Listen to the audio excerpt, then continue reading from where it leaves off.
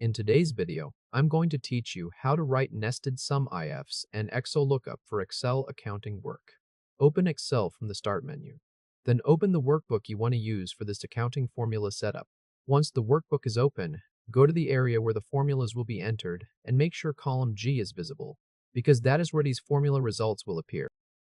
Click cell G1. This first formula is the baseline single criteria SUMIFS formula. Type the formula shown on the screen and feel free to pause the video while you copy it.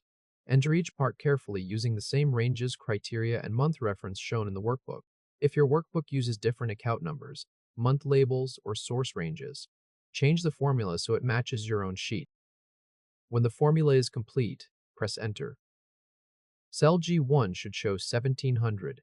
This result is the January total for account 6000. This is the standard SUMIFS pattern.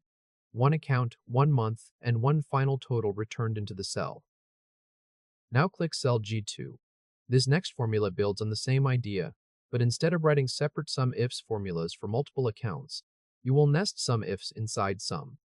Type the nested formula shown on the screen. Move through the formula slowly as you enter it, keeping the SUM function wrapped around the SUMIFS function. When you reach the account criteria section, use the array constant shown on the screen. Spoken out, that array contains 6,000, 6,100, and 6,200. Keep those three account numbers together inside the formula exactly as displayed, unless you need to change them to match your own workbook. After the full nested formula is entered, press Enter.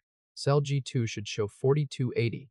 The reason this works is that the account array makes SUMIFS return three separate totals, one total for each account. The outer sum function then adds those three return totals into one number.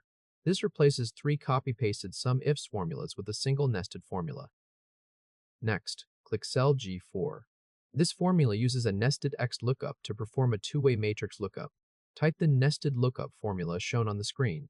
Enter the inner XLOOKUP first as part of the full formula, making sure it points to the month header row and the matching matrix columns shown in your workbook. Then enter the outer XLOOKUP, making sure it points to the account column and uses the result from the inner XLOOKUP as the return array.